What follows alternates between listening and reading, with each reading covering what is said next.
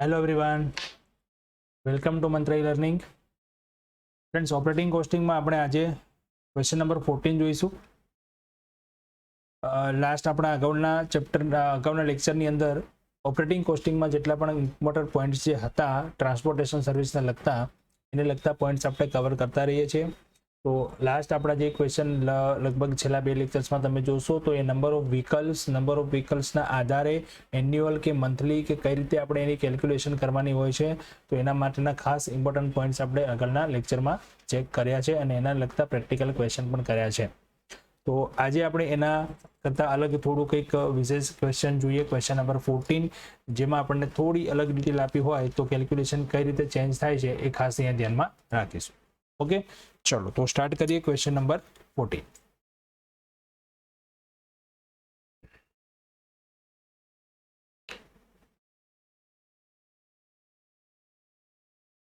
Nisarg Transport Company has been given route of 20 kilometers for running a bus.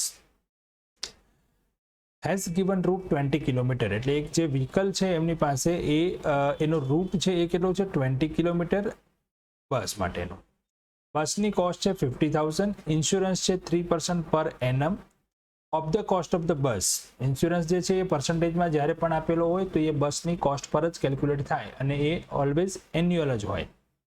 Annual tax for the bus, rent of garage per month, driver salary per month, stationery charge per month, manager's salary per month, petrol oil per 100 kilometer, conductor's salary 100 rupees per month, 10% commission is given on total income.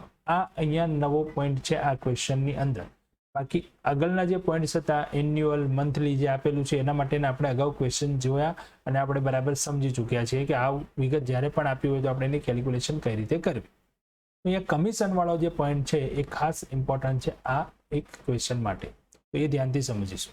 Okay, આ ક્વેશ્ચનમાં સૂચના આપી છે 10% commission is given on total income. જે total income થાય એના પર 10% commission આપવાનું છે. which driver and conductor distribute equally. આ કમિશન જે છે એ પાછા ડ્રાઈવર અને કંડક્ટર ઇક્વલી સરખા ભાગે વેચી લેશે. The bus will make 3 return trips per day. તો રાઉન્ડ એન્ડ રિટર્ન સેમ છે. રાઉન્ડ ટ્રીપ એટલે જશે અને પાછી આવશે, રિટર્ન ટ્રીપ્સ મતલબ જઈ અને રિટર્ન આવશે. તો રિટર્ન ટ્રીપ્સ કયું હોય તો એનો મિનિંગ રાઉન્ડ ટ્રીપ આપણે માનીશું. બરાબર છે. On an average 40 passengers the bus will run on average 25 day in a month. મતલબ આપણને કિલોમીટરની જે કેલ્ક્યુલેશન મળશે એ મળશે 25 ડેઝ માટેની એટલે કે મંથલી માટેની. બધા જ ખર્ચાઓ આપણે મંથલી લઈશું. Actual repairing will be 6,000 during life time. અહીંયા ધ્યાન આપજો ખાસ. Not annual, not monthly, not days. શું કહ્યું? During life time. જે બસ છે એમની પાસે એનું લાઈફ ટાઈમ જે છે એ રિપેરિંગનો ખર્ચ છે 6,000. ડ્યુરેબિલિટી ઓફ બસ 5 years, મતલબ બસની વેલિડિટી એની લાઈફ કેટલી છે 5 વર્ષની. તો 6,000 જે ખર્ચ છે એ કેટલા વર્ષનો થયો? 5 વર્ષ. કેલ્ક્યુલેટ કોસ્ટ પર passenger kilometre. How much bus fare should be charged per passenger as per 15% profit on total income? Bus passenger પાસેથી આપણે 15% પ્રોફિટ લેવો હોય ઓન ઇન્કમ પર 15% પ્રોફિટ મેળવવો હોય તો બસ ભાડું કેટલું નક્કી કરવું. Calculate the charge to be taken from the passenger. એટલે પેસેન્જર પાસેથી લેવાનું ભાડું કેટલું એ પણ આપણે અહીંયા શોધવાનું. તો ક્વેશ્ચન ખૂબ નાનો છે પણ પોઈન્ટ્સ ઘણા બધા એમાં અગત્યના કવર કરેલા છે જે આપણે સમજીશું અને એની કેલ્ક્યુલેશન કઈ રીતે કરીશું એના વિશે આપણે આજે જોઈશું. બરાબર છે. ચલો તો સ્ટાર્ટ કરીએ કેલ્ક્યુલેશન. સૌથી પહેલી કેલ્ક્યુલેશન આપણે કરીશું કિલોમીટરની. તો અહીંયા આપણે બંને કિલોમીટર ગણવા પડશે, passenger kilometre and normal kilometre. તો સૌથી પહેલા ગણી લઈએ પેસેન્જર કિલોમીટર. ફોર્મ્યુલા છે આપણી number of vehicle into kilometre into passenger into TRIPS into days into capacity. અહીંયા કેપેસિટી આવશે બીકોઝ આપણે નંબર ઓફ પેસેન્જર કેટલા છે ટોટલી આપેલું છે અને પ્લસ એ પણ આપેલું છે કે કેટલા પેસેન્જર ઓક્યુપાય છે. વ્હીકલ નંબર ઓફ વ્હીકલ કેટલા છે એમની પાસે એની ડિટેલ્સ આપણે જોઈ લઈએ. આ બસ 20 કિલોમીટર્સ ફોર અ બસ, એટલે અહીંયા નંબર ઓફ બસ કેટલી એ આપણને ક્યાંય સૂચના આપી નથી, એટલે આપણે માનીશું કે એમની પાસે એક બસ છે. બરાબર છે. અને કિલોમીટર કેટલા છે 20, પેસેન્જર કેટલા છે 40, ટ્રીપ્સ કેટલી કરે છે તો ટ્રીપ્સ જોઈ લઈએ. ટ્રીપ્સ માટે સૂચના આપી હતી અહીંયા આપણને 3 રિટર્ન ટ્રીપ્સ, એટલે કે 3 રાઉન્ડ ટ્રીપ. તો 3 રાઉન્ડ ટ્રીપ છે તો આપણે અહીંયા જુઓ. હવે અહીંયા નંબર ઓફ વ્હીકલ જો કઈ રીતે આપણે લખ્યું છે એ તમને સમજાવી દઈએ. અહીંયા ફોર્મ્યુલા કઈ રીતે એપ્લાય કરી છે. નંબર ઓફ વ્હીકલ્સ છે અહીંયા 1 લખવાનું, આગળ પાછળ થઈ ગયું છે. કિલોમીટર છે 20 અને નંબર ઓફ પેસેન્જર છે 40. 3 રાઉન્ડ ટ્રીપ એટલે 3 + 3 6 અને 25 ડેઝ અને 100% કેપેસિટી. કેપેસિટી કેમ આપણે 100% લખી છે ચેક કરીએ. ક્વેશ્ચનમાં કંઈક સૂચના આપી હતી આપણને કેપેસિટી માટે પર 40 પેસેન્જર છે અને 45, તો અહીંયા કેપેસિટી ના લખો તો પણ ચાલશે ફ્રેન્ડ્સ. ફોર્મ્યુલામાં 40 પેસેન્જર છે, ઓન એન એવરેજ કહ્યું છે. બસની સ્પેસિફિકેશન કેટલી છે, એમાં નંબર ઓફ પેસેન્જર કેટલા છે એ આપ્યું હોય અને એવી સૂચના આપી હોય કે આટલા % કેપેસિટીથી બસ રન કરે છે, તો કેપેસિટી લખવાની જરૂર છે, અધરવાઇઝ કોઈ જરૂર નથી. અને જો લખો અને આવી સૂચના આપી હોય તો ત્યાં 100% કરી દો. બરાબર છે. તો આ આપણી થઈ ગઈ કેલ્ક્યુલેશન પેસેન્જર કિલોમીટરની. મળી ગયા 1,20,000, 1,20,000 પેસેન્જર કિલોમીટર. મંથલી કિલોમીટર ગણવા માટે શું અહીંયાથી આપણે દૂર કરી દઈશું આના અંદરથી પેસેન્જર અને capacity. Number of vehicle into kilometre TRIPS days. 1 bus 20 kilometre 6 trip and 25 days. તો નોર્મલ કિલોમીટર થઈ ગયા 3,000. તો અમુક ખર્ચાઓ જે છે એ આપણે નોર્મલ કિલોમીટર પર કરવા પડે છે અને અમુક ખર્ચાઓ જે છે એ આપણે પેસેન્જર કિલોમીટર પર ગણવાના હોય છે. સો આપણે અહીંયા બંને કિલોમીટરની કેલ્ક્યુલેશન કરી લીધી છે. ઓકે, ચલો.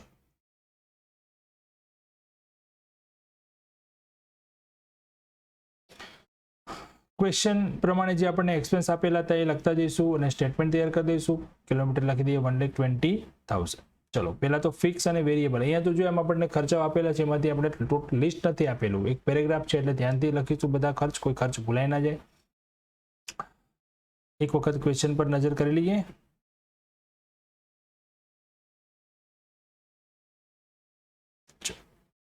જો અહીંયા સૌથી પહેલો ખર્ચ હતો, અહીંથી આપણે સ્ટાર્ટ થાય છે ખર્ચાઓમાં. સૌથી પહેલો ખર્ચ હતો ઇન્સ્યોરન્સ. જે ઇન્સ્યોરન્સ કેવો ખર્ચ છે ફિક્સ. ત્યાર પછી ટેક્સ, એ પણ કેવો ખર્ચ છે fix. Rent fix. Driver salary monthly છે એટલે પણ fixed. Stationery fixed. Manager salary fixed. Petrol oil variable. Conductor salary fixed. Commission છે એ વેરિયેબલ, કારણ કે આપણે પર્સન્ટેજ પ્રમાણે ગણતરી કરવાની છે. એ સિવાય અહીંયા રિપેરિંગ ખર્ચો તો એ પણ થઈ જશે વેરિયેબલ. તો આટલા ખર્ચાઓ આપણને આપેલા છે. તો ચાલો એની ગણતરી ચેક કરીએ અને સ્ટેટમેન્ટમાં લખતા જઈએ. ચલો, એન્યુઅલ રેટ આપેલો તો એને આપણે મલ્ટીપ્લાય કર્યા 3% થી તો 1,500 મળે છે, અને ડિવાઈડ બાય 12 કરશું કારણ કે આપણી પાસે કિલોમીટર કેવા છે મંથલી. ટેક્સ જે હતું એને પણ મંથલી કન્વર્ટ કરી દીધું. ગેરેજ રેન્ટે પણ મંથલી કન્વર્ટ કરી દીધું. ડ્રાઈવરની સેલરી મંથલી જ આપેલી હતી. સ્ટેશનરી પણ મંથલી છે. મેનેજર સેલરી પણ મંથલી આપેલ હતી અને કંડક્ટરની સેલરી પણ મંથલી આપેલ હતી. તો ટોટલ ફિક્સ્ડ એક્સપેન્સ મળી ગયા 975. ચલો, વેરિયેબલમાં ચેક કરીએ તો વેરિયેબલમાં ગણીશું પહેલા ડેપ્રેશિએશન. ડેપ્રેશિએશનમાં કોસ્ટ આપી હતી 50,000 અને એની લાઈફ હતી 5 years. ડ્યુરેબિલિટી આપી હતી ને, લાઈફ તો 5 years, તો 10,000 એનો યરલી ડેપ્રેશિએશન થયો. ડિવાઈડ બાય 12 કરીએ તો 833. Petrol and oil. Okay, petrol and oil માટે સૂચના આપી હતી કે 100 કિલોમીટરના 25. તો આપણા નોર્મલ કિલોમીટર હતા 3,000. તો હાઉ મચ એટ 3,750. રિપેરિંગ 6 વર્ષ માટેનું આપ્યું હતું, તો પેલા એને 6 વર્ષ વડે ડિવાઈડ કરો, એટલે કે 5 વર્ષ માટેનું હતું 6,000 હતું, ડિવાઈડ કર્યા તો 1,200 મળ્યા. એને પાછું મંથમાં કન્વર્ટ કરવા માટે ડિવાઇડેડ બાય 12 એટલે મંથલી મળ્યા. ડ્રાઈવર્સ એન્ડ કંડક્ટર્સ કમિશન બરાબર છે. એક અગત્યની સૂચના અહીંયા હતી આપણા પાસે, જે કેલ્ક્યુલેશન ખાસ અગત્યની હતી આ ક્વેશ્ચનમાં મેં તમને સમજાવ્યું હતું, એ આપણે અહીંયા જોવાની છે. એ છે ડ્રાઈવર એન્ડ કંડક્ટર્સ કમિશન. અહીંયા સેલરી લખાયું છે, હું કરેક્શન કરી દઉં છું, નોટ સેલરી, શું છે અહીંયા કમિશન. બરાબર છે. જો આ સૂચના હતી એ ફરી વખત ચેક કરી એકવાર ક્વેશ્ચન, અને તમને એ પછી કેલ્ક્યુલેશન કઈ રીતે આવે છે સમજીએ આપણે. ઓકે, જો અહીંયા સૂચના હતી આપણને પહેલા પેરેગ્રાફમાં last line, 10% commission is given on total income. એટલે જે કુલ આવક થશે એના 10% કમિશન ડ્રાઈવર અને કંડક્ટરને મળશે.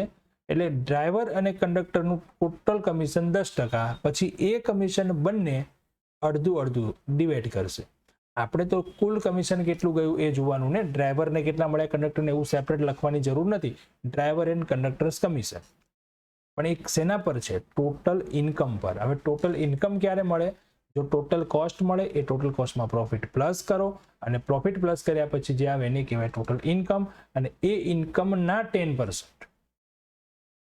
હવે જ્યાં સુધી કમિશન ના મળે ત્યાં સુધી ટોટલ કોસ્ટ ના મળે, કોસ્ટ ના મળે તો ઇન્કમ નહીં મળે. તો એની કેલ્ક્યુલેશન કઈ રીતે થશે એ આપણે સમજીએ. ઓકે, ચલો આવો.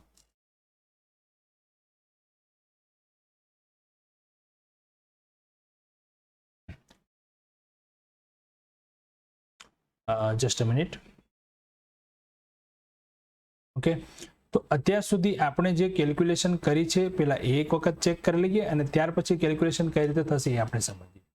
જો અહીંયા આ મેં કમિશનની અમાઉન્ટ લખી દીધી છે 354, પણ એ 354 કઈ રીતે આવે છે એ આપણે સમજવાનું છે. તો મીન્સ કે અહીંયા આપણા ટોટલ ફિક્સ્ડ એક્સપેન્સ છે 975, ડેપ્રેશિએશન, પેટ્રોલ અને રિપેરિંગ 833, 750 ને 100, આટલો કોસ્ટ આપણને મળી ગઈ છે અત્યાર સુધીમાં, કે ફિક્સ આટલા છે અને વેરિયેબલ આટલા છે. હવે આપણે ડ્રાઈવર અને કંડક્ટરનું કમિશન ફાઇન્ડ કરવું છે. તેના માટેની કેલ્ક્યુલેશન આપણે આ રીતે સમજીશું. કારણ કે જે પર્સન્ટેજ આપેલા છે ને એ ઇન્કમ પર છે.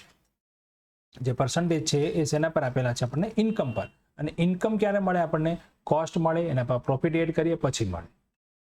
પર્સન્ટેજ પણ પાછા જે પ્રોફિટના આપેલા છે એ પણ શેના પર આપેલા છે? પાછા ઇન્કમ પર.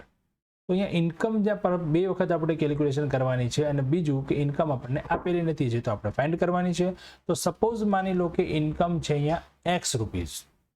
Okay, so drivers and conductors commission X into 10%, મતલબ 10 ડિવાઇડ બાય 100, તો એ અમાઉન્ટ મળશે 0.10x. ઓકે, થોડી મેથેમેટિકલ કેલ્ક્યુલેશન યુઝ કરવી પડશે અહીંયા. ટોટલ કોસ્ટ આપણી અત્યાર સુધીની જે આવી without driver and conductors commission એ છે 2658, જે આપણે હમણાં ચેક કર્યું ને, ફિક્સ આટલા હતા ને વેરિયેબલ આટલા, પ્લસ 0.10x ટોટલ કોસ્ટ મળી જાય. પ્રોફિટ જે છે એ ટોટલ ઇન્કમના 15% છે, તો x ઇન્ટુ 15% એટલે 0.15x. ઓકે, તો total income is equal to total cost plus profit. આવું ઇક્વેશન એક મળી જાય આપણને, એક સમીકરણ મળી જાય. તો ટોટલ કોસ્ટ આપણી પાસે જો અહીંયા મળી છે, ટોટલ કોસ્ટ આટલી હતી, ટોટલ કોસ્ટ જે છે આપણને અહીંયા મળી છે, અને ટોટલ પ્રોફિટ પ્રોફિટ જે છે આપણને અહીંયા મળ્યો છે. તો હવે આ ઇક્વેશનમાં જો આપણે એડ કરીએ તો x, ટોટલ ઇન્કમ x હતી, તો x is equal to total cost એટલે 2658 પ્લસ 0.10x, અને પ્રોફિટ હતો 0.15x. આગળ આને આપણે પ્લસ કરી દઈએ તો 0.25x થઈ જશે. 0.25x ને આપણે આ બાજુ લઈ જઈશું તો એ થઈ જશે માઇનસ. તો 0.75x ઇઝ ઇક્વલ ટુ 2658. તો x ઇઝ ઇક્વલ ટુ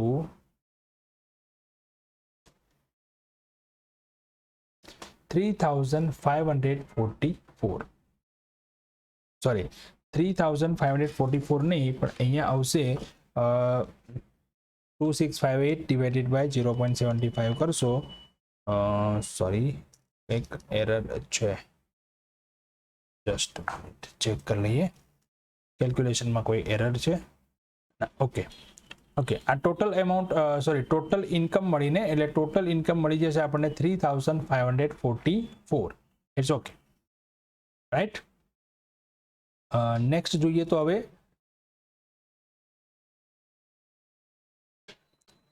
આ એક ટોટલ ઇન્કમ મળી ગઈ, તો હવે એના પરથી આપણે બધા પર્સન્ટેજ કરી શકશું ને. મીન્સ કે કમિશન એનું 10% હતું તો કમિશન મળી જશે 354. ઓકે, ચલો હવે આપણું સ્ટેટમેન્ટ પહેલા આપણે કમ્પ્લીટ કરવું હોય તો સ્ટેટમેન્ટ કમ્પ્લીટ કરીએ. એટલે કે જે આપણો ખર્ચ બાકી હતો કમિશન લખવાનું, એ ખર્ચ આપણે કમ્પ્લીટ કરીએ 354. બરાબર છે, આ રીતે 354 આયા. હવે એનું ટોટલ વેરિયેબલ કોસ્ટ થઈ ગઈ 2037 અને ટોટલ કોસ્ટ પછી આગળ આપણે જોઈએ તો 3012 total cost A plus B કરીએ તો એના પર પ્રોફિટ. પ્રોફિટ હવે કેટલો હતો? તો પ્રોફિટ જે ટોટલ ઇન્કમ આવી એના 15%. અહીંયા ગણેલું જ છે 15% આપણે. તો 3544 જે ટોટલ ઇન્કમ હતી એના 15% કરીશું તો આટલા મળશે. અથવા ટોટલ ઇન્કમ લખી દઈશું અને બંને વચ્ચેનો ડિફરન્સ ફાઇન્ડ કરશું તો એ પણ આટલા જ આવશે. ડિવાઇડેડ બાય પેસેન્જર કિલોમીટર જે હતા 1,20,000 તો પર પેસેન્જર કિલોમીટર ફાર 0.03 મળશે. પર passenger kilometre far rate cost નહીં, પર પેસેન્જર કિલોમીટર ફાર નું ભાડું જ મળી ગયું, કેમ કે પ્રોફિટ એડ થઈ ગયું. ટોટલ ઇન્કમને આપણે ડિવાઈડ કરી પેસેન્જર કિલોમીટરથી. ઓકે, બીજો ક્વેશ્ચન શું હતો આગળ? આપણને પૂછ્યું હતું કે પેસેન્જર પાસેથી કેટલું ભાડું લેવાનું. તો રન જે છે એ કેટલો છે? 20 કિલોમીટર. આવવા અને જવાનું થાય છે એટલે ઇન્ટુ 2 અને રેટ હતો જે 0.03 આવી ગયો આપણો અહીંયા પર પેસેન્જર કિલોમીટર. તો 0.03 એના મલ્ટીપ્લાય કરીએ તો 122 જે આપણને ટિકિટ ભાડું ફાઇન્ડ આઉટ કરવાનું કહ્યું હતું. એના માટે જુઓ લાસ્ટમાં આપણને પૂછ્યું હતું કેલ્ક્યુલેટ કોસ્ટ પર passenger kilometre. How much bus fare should be charged per passenger as per 15% profit on total income? Calculate the charge to be taken from the passenger. Passenger પાસેથી લેવાનું ભાડું કેટલું એ પણ આપણે ગણતરી કરવાની હતી. તો આપણને સૂચના આપી હતી ઉપર કે પેસેન્જર જે છે એ કઈ રીતે કેટલા કિલોમીટર રન કરે છે? 20 કિલોમીટર. અને ટ્રીપ કેવી કરે છે? Return TRIPS. તો જવા અને આવવાનું બંનેનું ભાડું 20 + 20 એટલે કે 40 કિલોમીટરનું રેટ જે થાય તો એ પ્રમાણે આપણે અહીંયા કેલ્ક્યુલેશન કરી. બરાબર છે, 20 કિલોમીટર આવવાનું અને જવાનું એટલે કે 2 × 0.03 એટલે 120 આ એનું બસ ફાર થશે. તો ખૂબ જ અગત્યના પોઈન્ટ્સ આ ક્વેશ્ચનમાં હતા. ટોટલ ઇન્કમ કઈ રીતે ફાઇન્ડ કરી, ટોટલ ઇન્કમ પરથી કમિશન કઈ રીતે ગણ્યું, કમિશન ગણ્યા પછી ટોટલ ઇન્કમનો પ્રોફિટ કઈ રીતે ફાઇન્ડ કર્યો. તો એ પર્સન્ટેજની જે કેલ્ક્યુલેશન ખાસ થોડી એ મેથેમેટિકલ હતી, એ ખૂબ જ અગત્યની હતી. તો એ ખાસ ધ્યાનથી સમજજો અને એક વખત ક્વેશ્ચનની જાતે પ્રેક્ટિસ પણ કરજો. કોઈ પણ ક્વેરી હોય, કોઈ પણ ડાઉટ હોય તમે મને કોન્ટેક્ટ કરી શકો છો. કોન્ટેક્ટ નંબર મારો આ વિડીયોમાં છે જ. તમે એની ટાઈમ વોટ્સએપ દ્વારા મને કોલ કરી શકો છો અને કોન્ટેક્ટ કરી શકો છો. ઠીક છે ફ્રેન્ડ્સ, તો મળીશું નેક્સ્ટ લેક્ચરમાં નવા પોઈન્ટ નવા ક્વેશ્ચન સાથે. ત્યાં સુધી આની પ્રેક્ટિસ કરો અને બરાબર સમજી લો. ઠીક છે, thank you and have a good day.